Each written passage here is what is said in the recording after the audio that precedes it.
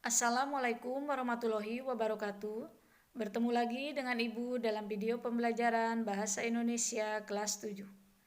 Anak-anak, seperti biasa sebelum belajar jangan lupa berdoa terlebih dahulu.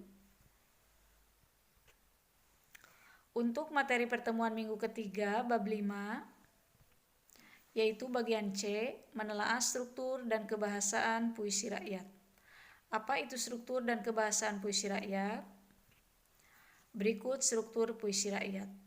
Struktur puisi rakyat, baik pantun, syair, atau gurindam, dikembangkan dengan pola struktur tertentu, yaitu dengan bait, jumlah baris, jumlah kata, jumlah suku kata, sampiran dan isi, serta rima atau bunyi akhir setiap baris.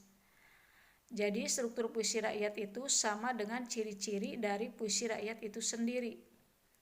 Struktur puisi rakyat merupakan bagian-bagian dari puisi rakyat itu sendiri. Baik pantun, syair, atau gurindam, di dalamnya itu ada bagian-bagian yang disebut bait, baris, kata, suku kata, sampiran dan isi, serta rima atau bunyi akhir. Nah, seperti itu struktur puisi rakyat. Kemudian kebahasaan puisi rakyat. Kebahasaan puisi rakyat adalah bahasa yang digunakan dalam puisi rakyat. Seperti apa bahasa yang digunakan dalam puisi rakyat? Yang pertama, menggunakan kalimat perintah atau imperatif. Kalimat perintah atau imperatif adalah kalimat yang isinya memerintah. Selain itu juga ditandai dengan adanya partikel lah atau kah. Contoh, wahai Ananda, dengarlah pesan. Yang kedua, menggunakan kalimat saran. Kalimat saran adalah kalimat yang isinya menyarankan. Selain itu juga biasanya ditandai dengan adanya kata sebaiknya. Contoh, sebaiknya pikirkanlah sebelum kau pergi. Yang ketiga, menggunakan kalimat ajakan. Kalimat ajakan adalah kalimat yang isinya mengajak. Selain itu juga ditandai dengan adanya kata mari atau ayo. Contoh, mari hormatilah orang tua.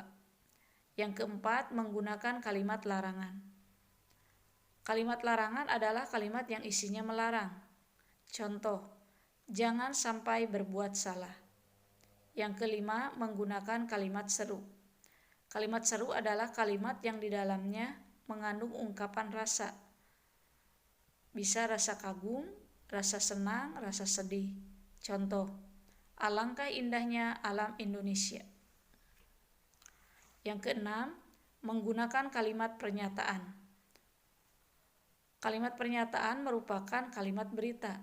Contoh, tak ada orang menyesal dahulu. Yang ketujuh, menggunakan kalimat tunggal. Kalimat tunggal adalah kalimat yang terdiri dari satu subjek, satu predikat. Contoh, pagi-pagi saya sarapan. Yang kedelapan, menggunakan kalimat majemuk. Kalimat majemuk adalah kalimat yang terdiri dari dua subjek, dua predikat, atau ada salah satu unsur kalimat yang dua. Contoh, ibu membeli buah dan sayur. Yang kesembilan, menggunakan kalimat penghubung atau konjungsi. Kata penghubung atau konjungsinya, kata penghubung tujuan, kata penghubung sebab, kata penghubung akibat, kata penghubung syarat. Contohnya, supaya, agar, sebab, karena, sampai, sehingga, jika, kalau, dan seterusnya. Selanjutnya, jenis pantun berdasarkan bentuknya. Yang pertama, pantun biasa. Pantun yang selama ini kita kenal, isinya dapat berupa curahan perasaan, sindiran, nasihat, atau humor. Yang kedua, pantun kilat atau karmina, yaitu jenis pantun yang memiliki syarat seperti pantun biasa, tetapi lebih singkat, satu bait hanya terdiri atas dua baris. Yang ketiga, pantun berkait atau pantun berantai, yaitu pantun yang bersambung-sambung antara bait yang satu dan bait yang lainnya.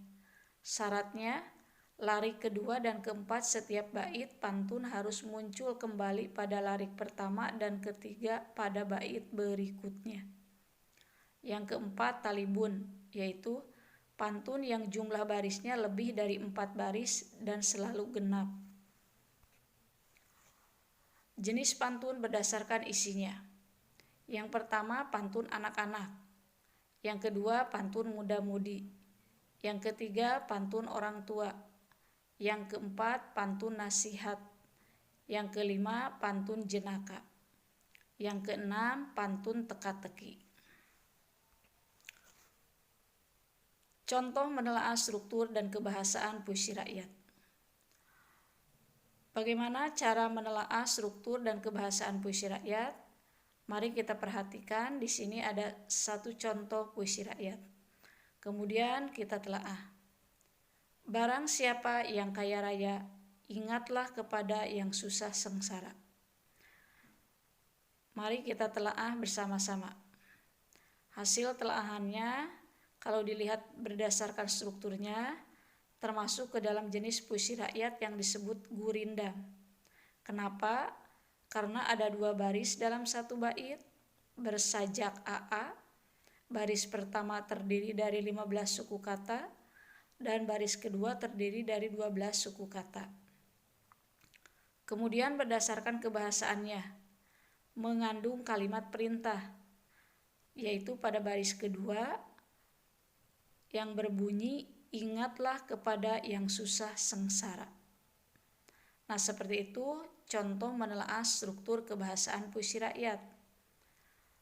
Jadi kesimpulannya untuk menelaah struktur dan kebahasaan puisi rakyat, kalau berdasarkan strukturnya, lihat puisi rakyat tersebut berdasarkan ciri-cirinya, kemudian uraikan. Dan kalau berdasarkan kebahasaannya, lihat puisi rakyat tersebut, di dalamnya ada kalimat apa saja.